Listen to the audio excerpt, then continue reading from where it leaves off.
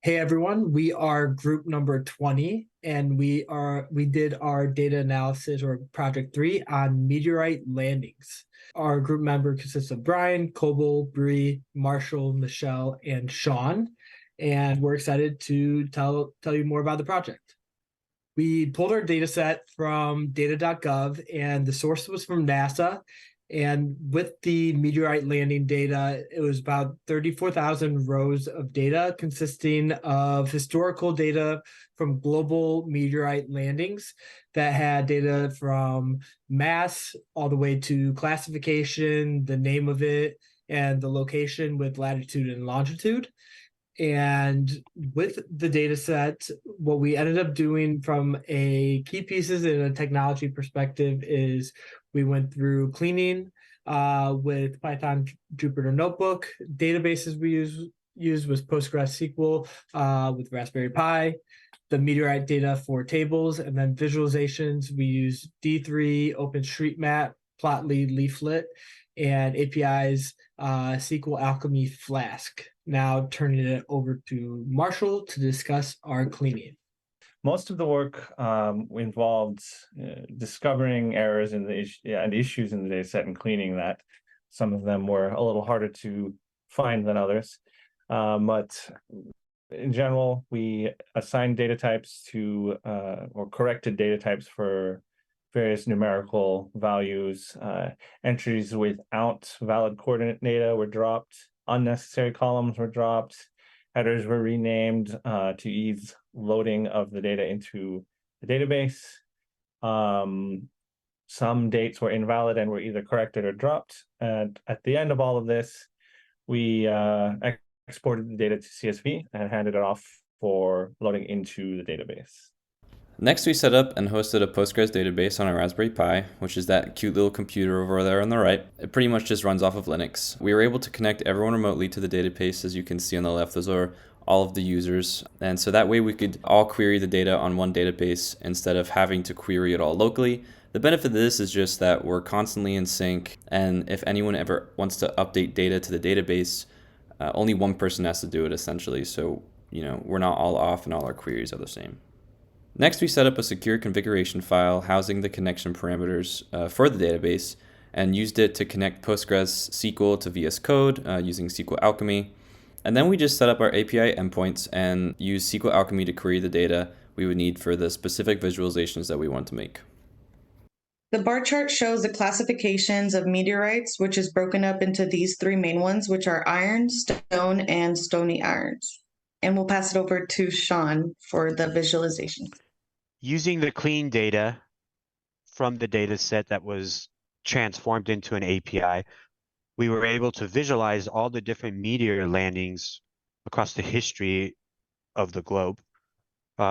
If you scroll in, you can see the actual landings a little better, closer. Mousing over them will tell you the mass of them and the year they were landed with the name of the meteor. There are some interesting findings here that we do not have too many in Russia.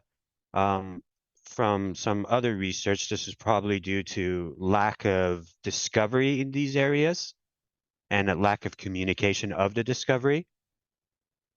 But here is the visual of the meteor landings throughout the history of our planet. We also have the composition of each meteor and how many of them broke into these categories.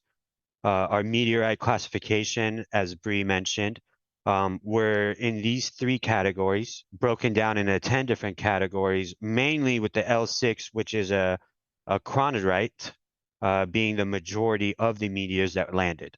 This is also an interactive bar chart, so as you scroll over each bar, it tells you how many meteors have been broken down into this category. I will now pass it over to Michelle, who will show the pie chart of the mass for each of the top 25 biggest meteors. So here we have a pie chart. It does show the top 25 largest meteorites that have been found on Earth. It was made with an HTML structure and a D3 JavaScript library. The data is from our API, and the pie function is used to create pie chart data based on the mass percentages. So the slices of the pie chart are created using D3 functions, and the colors are based on the normal color scale. CSS styles are provided for the legend items, and legend color. And legend items were originally on the pie chart itself, but as you can see, that would have gotten a little bit messy. So we moved the legend to a block of text below, and each item includes a colored circle and the name of the meteorite. And to wrap things up, thinking about how we would approach it if we had additional time or things that we would change for the future is for future considerations. One area was looking at deeper analysis. There's some things like we thought maybe we could segment different meteors together based off of the first word that the different name entries had.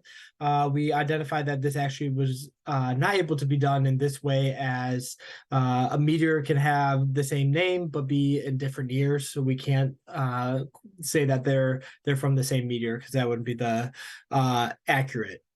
Another way that we would change our analysis or do it differently is how we, the Postgres formatting. When we uploaded it into Postgres, it removed out the different special characters. And so this kind of messed up some of the initial naming conventions. Another area for consideration is doing a Flash deployment to AWS.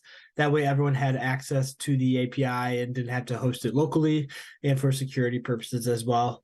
The last area that we would take into consideration was having more interactive visualizations using different libraries with JavaScript like Chart.js, where we can add in some cooler Drew charts to it that are more interactive, or some other charts that we could explore.